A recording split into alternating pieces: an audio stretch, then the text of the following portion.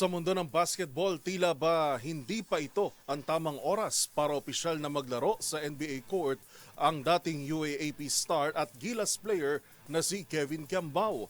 Hindi kasi napasama ang kanyang pangalan sa roster ng Sacramento Kings para sa NBA 2K26 Summer League. Narito ang report ni Matchpoint, Millie Borja.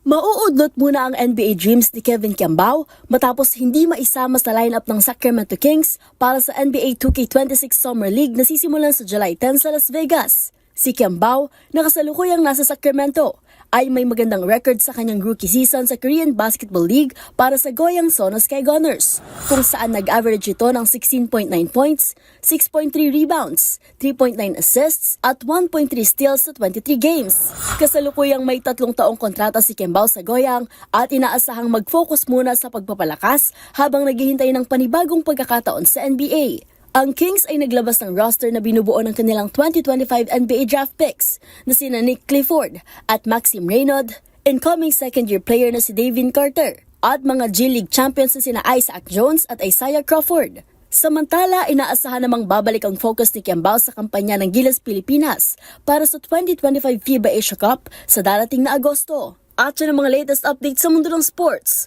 Para sa MCTV Network News, ito si Millie Borja ng DZRH TV. Una sa Pilipinas, una sa Pilipino.